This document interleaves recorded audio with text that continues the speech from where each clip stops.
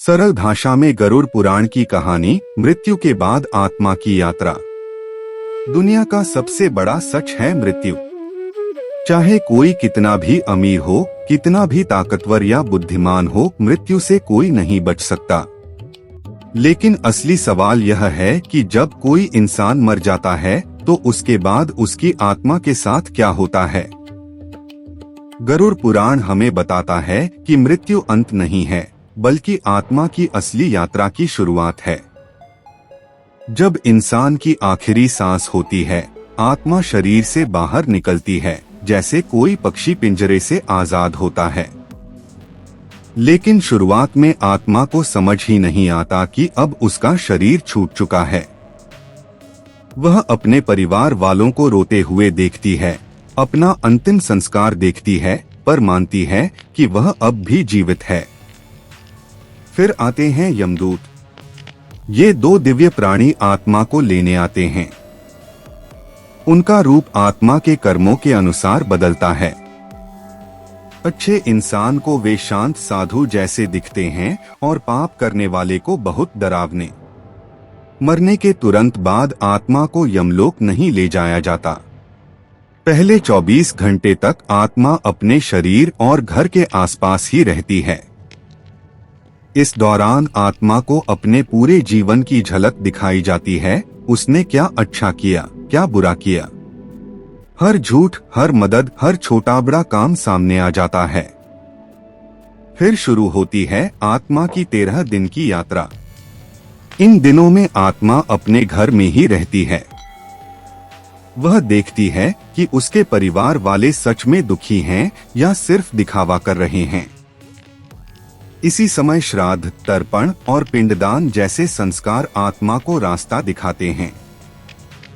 अगर परिवार प्यार और श्रद्धा से ये कर्म करे तो आत्मा को शांति मिलती है। इसके बाद आत्मा को 3 रास्तों में से एक पर भेजा जाता है। देवयान मार्ग, पुण्य आत्माओं का मार्ग जो स्वर्ग ले जाता है। पितृयान मार्ग, सामान्य आत्माओं का मार्ग जहां वे अगले जन्म की प्रतीक्षा करती हैं। नरक मार्ग, पापी आत्माओं का मार्ग जहां उन्हें अपने कर्मों का दंड भोगना पड़ता है। लेकिन इन सब के पहले आत्मा को पार करनी होती है वैतरणी नदी। यह साधारण नदी नहीं, बल्कि कर्मों की परीक्षा की धारा है। अच्छे कर्म करने वाली आत्मा इसे आसानी से पार कर लेती है। पाप करने वाली आत्मा इसमें फंस जाती है और बहुत कष्ट सहती है। वैतरणी पार करने के बाद आत्मा पहुंचती है यमराज की सभा में। यहाँ चित्रगुप्त उसका पूरा हक मिलेगा, पितृलोक या नरक। गरुड़ पुराण कहता है कि नरक में भी आत्मा हमेशा के लिए नहीं रहती। वहां उसका शुद्धिकरण होता है ताकि वह अगली बार जन्म ले सके। आत्मा को किस रूप में जन्म मिलेगा, मानव, पशु, पक्षी या किसी और योनि में, यह उसके कर्मों और सोच पर निर्भर करता है। अगर आत्मा मोह, लालच और गुस्से में अटकी रहती है तो वह भूत प्रेत बन जाती है और अधर में भटकती रहती है। ऐसे में श्राद्ध और पिंडदान आत्मा को आगे बढ़ने में मदद करते हैं।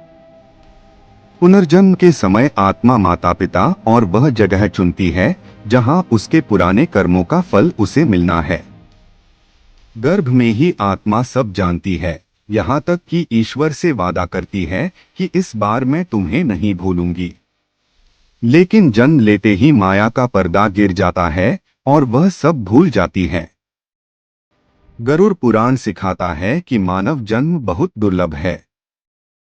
यही एक मौका है जहां आत्मा अपने कर्म सुधार सकती है और मोक्ष पा सकती है।